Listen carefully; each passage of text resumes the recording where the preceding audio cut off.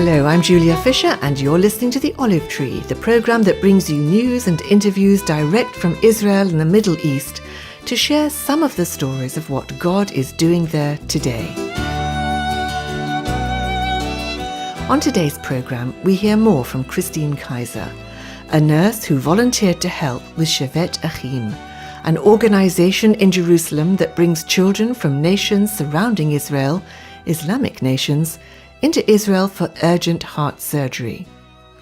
I met Kristina in Jerusalem the day after she'd arrived back from Kurdistan, bringing with her 3 families with their desperately ill children. I returned from Kurdistan into Israel just yesterday, and this was my second time in Kurdistan, and it was a privilege to be there again and to accompany 3 new families back into Israel. And this was a unique trip in the sense that I was able to meet these families at a hospital, a local hospital in Kurdistan, for a heart screening. And I remember when the children came in, and when I first met them, and then realizing that these were the very children that I would be escorting within days. And both myself and the families, I think, had a special moment in the office, realizing that we were going to be taking this journey together. And I think it brought comfort to them, knowing that they would be going with a familiar face. And also it was a joy for me, knowing that I could be a part of this journey with them from the very beginning. And can I just ask, Kristina, sure, how you get to Kurdistan from Yeah, Jerusalem? sure. It must be quite a journey. Yeah. Well, we take about a 4-hour drive from Jerusalem to Amman, Jordan. From there, we board a plane that flies us into Sulaymaniyah, which is one of the largest cities in the Kurdistan region of northern Iraq. And then from there, we drive to the hospital. And the Kurdish region is quite large, so families travel for miles simply to get to us. Yes. So you met the family, you knew who you were going to be bringing back. Mm-hmm. So what, you put them on a plane, or what happens? Yeah, we met them this past Saturday at the airport, and they were excited and a little bit bewildered. None of them, actually, only one of them had been on an airplane before, and this particular mother and child were with us a year and a half ago for the first surgery. So they're returning with us for the second surgery, and that was really special to see a friend from the past. And I think because she had already been here, she provided a lot of reassurance to the other 2 mothers coming, because they had never traveled before or been outside of their country, their region, and it was a big adventure for all of them.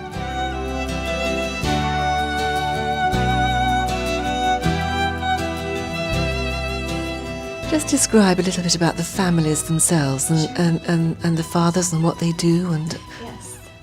Well, these families come from many different backgrounds. They're predominantly Muslim by faith, and some come from larger cities, others rural. The families with us now come from a variety of different backgrounds, but we have 4 mothers and 1 father currently in our home. And one of the mothers is a first grade teacher in one of the larger cities in Kurdistan. The others are housewives and mothers, and the father is a physical education teacher. So we actually have 2 teachers among the group. The majority of mothers that come to us, as I said, have never really traveled much. Many of them don't know how to read or write. That's very common in Kurdistan and in the rural areas. The children themselves are a bit younger in this current group. We have 2 1-year-olds, a 2-year-old, a 3-year-old, a 4-year-old, and I think I mentioned a 6 and a 12-year-old. I think I threw in one more age, but from a broad range of ages. But the smaller babies are really fun to interact with, because at this stage they're just learning how to walk and to speak, and the older children we're able to build some special relationships with. so presumably there just is not the facility in Kurdistan to treat these children. Their situation is so complex. Correct. currently the situation in Kurdistan is that unless the surgery is quite simple, or there are visiting teams coming from Europe or the U.S., there simply is no resource for them. And so many of them have waited for years to find a way that their child could receive healing. Our oldest patient that has come for heart surgery here was 25, and then from Kurdistan. And then we also have very small babies that come to us from the Gaza Strip and from Kurdistan as well. So then you fly to Amman, and then you have driven these families. You arrived yesterday. Yes. You drove them across into Israel. Yeah, it took four vehicles to get us across the borders yesterday. Our director, Jonathan Miles, drove us the first part of the journey to the Jordanian border, where we got in a taxi and were escorted into the border crossing.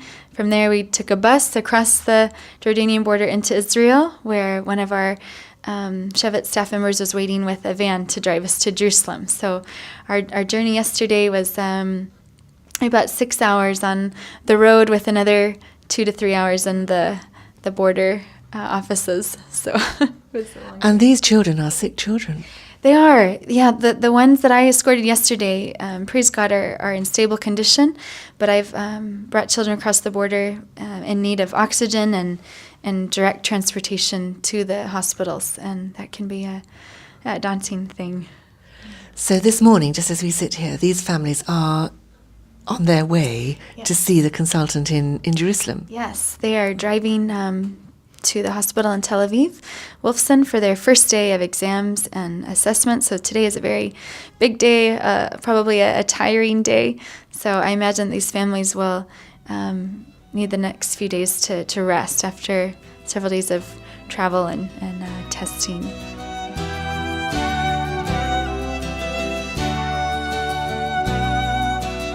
Now, the surgeons and the medical staff at the Wolfson Hospital in Tel Aviv, they're very used to working with Shevet. You've been working with them for years. And they love this cooperation, don't they? Yeah, they do. And we love them maybe just as much or more. They've been an incredible part of our ministry. Really, we couldn't do what we're doing without them. And, I think that our relationship with them has grown over the years, a relationship of deep trust and love. Just within the 2 years that I've been working at Shevet, I've seen how the staff continues to open up to us with their sharing their own lives, their own experiences. And I think in this particular culture in Israel, often it does take time to build trust, but once that trust is earned, it's a gift. It's a beautiful gift. And the fact that they're partnering with us, a Christian ministry, is really a bold thing for them to do, and they've actually taken some heat for doing so, but they have stood up for us and with us, and for that we are really thankful. So you have children, Israeli Jewish children, in the bed beside these children from all these different Arab countries surrounding Israel. Yeah. When you step into a particular Wolfson Hospital, it's almost like you're experiencing a taste of all corners of the globe, really.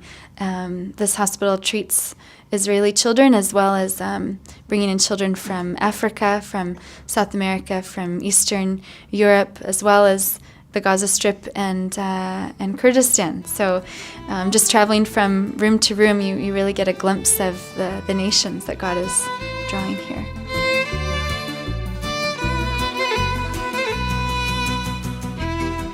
So whilst these children are here having treatment, Kristina, what is your role in this?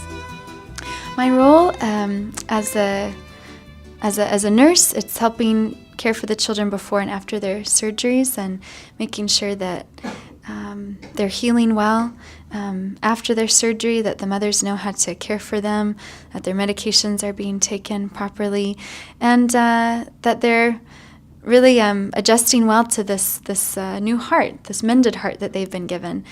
Another aspect of my role is being a liaison between the medical staff and the family members. Learning to speak Kurdish has been one of my